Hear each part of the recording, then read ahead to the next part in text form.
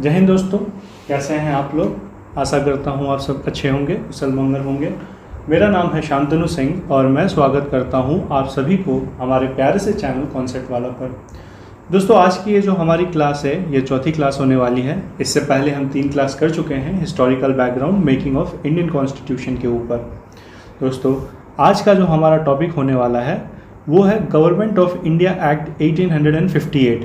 हमने पिछली क्लास में द कंपनी रूल वाला जो सब हेडिंग था 1773 टू 1858 उसे कवर कर लिया था। अब जो ये नया सब हेडिंग आता है वो है the crown rule. Government of India act 1858 से क्राउन रूल स्टार्ट हो जाता है, इसलिए यहाँ से द क्राउन रूल भी बोला जाता है 1858 टू 1947। और 1947 के बाद हमें आज़ादी मिल जाती है। तो द क्राउन रूल के सब हेडिंग में जो सबसे पहला एक्ट आता है उसे गवर्नमेंट ऑफ इंडिया एक्ट 1858 कहते हैं। तो चलिए बिना किसी बात की देरी किए हुए हमारे आज के टॉपिक को हम समझना शुरू करते हैं। Let's clear your concept. दोस्तों, गवर्नमेंट ऑफ इंडिया एक्ट 1858 में सबसे इसे लाया क्यों गया, इस एक्ट को लाने के पीछे की सबसे बड़ी रीज़न क्या थी। तो 1857 में रिवोल्ट हो गया था, सिपॉय म्यूटिनी हो गया। मतलब जितने भी इंडियंस थे ब्रिटिश आर्मी में उन्होंने विद्रोह कर दिया ईस्ट इंडिया कंपनी के खिलाफ, ब्रिटिशर्स के खिलाफ। And that mutiny is known as sepoy mutiny. उसे हम लोग फर्स्ट वॉर ऑफ इंडिपेंडेंस भी कहते हैं।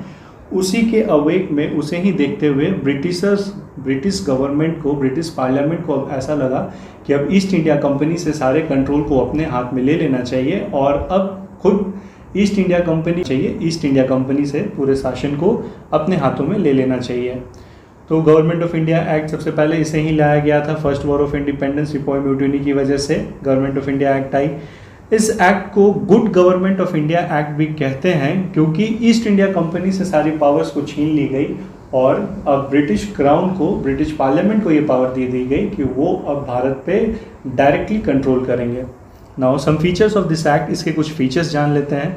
सबसे पहला और सबसे इम्पॉर्टेंट फीचर ये था कि जो गवर्नर जनरल ऑफ इंडिया हुआ करते थे उन्हें वाइस रॉय ऑफ इंडिया बना दिया गया। मतलब जो गवर्नर जनरल ऑफ इंडिया की पोस्ट बनी थी चार्टर एक्ट में, उसे अब वाइस रॉय ऑफ इंडिया का पोस्ट बना दिया गया। और जो वाइस रॉय ऑफ इंडिया होंगे वो डायरेक्ट रिप्रेजेंटेटिव होंगे ब्रिटिश क्राउन के भारत में, और वो ब्रिटिश क्राउन की तरफ से भारत को चला रहे होंगे। Direct representative of British crown in India. तो जो सबसे पहले governor general vice Roy of India होते हैं, वो होते हैं Lord Canning. It abolish the dual form of government that is the board of control and court of directors. मतलब इससे पहले हमने देखा था कि बोर्ड ऑफ कंट्रोल एक हुआ करती थी, कोर्ट ऑफ डायरेक्टर्स हुआ करती थी, लेकिन इस एक्ट में इस बोर्ड ऑफ कंट्रोल और कोर्ट ऑफ डायरेक्टर्स को पूरी तरीके से अबॉलिश कर दिया गया। Now next, it created a new office called the secretary of state for India. मतलब बोर्ड ऑफ कंट्रोल और कोर्ट ऑफ डायरेक्टर, ये जो डुअल फॉर्म ऑफ गवर्नमेंट थी, इसे खत्म करके एक नया ऑफिस बनाया गया जिसे कहते हैं secretary of state for India.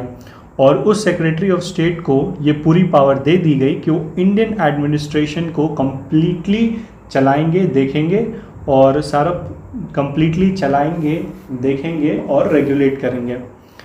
The secretary of state for India was the member of the British cabinet. वो ब्रिटिश कैबिनेट के एक मेंबर थे and he was completely responsible to the British parliament. British parliament के वो पूरे responsible थे। मतलब कोई भी अगर मान लीजिए कुछ होती थी तो ब्रिटिश पार्लियामेंट को जवाबदेही उन्हें देनी पड़ती थी। Now an advisory council of 15 members, उन्हें असिस्ट करने के लिए एक एडवाइजरी काउंसिल बनाई गई 50 मेंबर्स की। 15 मेंबर एंड एडवाइजरी काउंसिल बनाई गई 15 मेंबर्स की। This is advisory council of 15 members जो कि secretary of state for India को असिस्ट करेगी। और इस एडवाइजरी काउंसिल को जो चेयरमैन होंगे वो खुद secretary of state for India होंगे। Now after the act of 1858, government of India act 1858, now comes Indian Council Act of 1861, 1892 and 1909. We will cover these acts in the upcoming classes. In today's class, we'll end our lecture till Government of India Act 1858.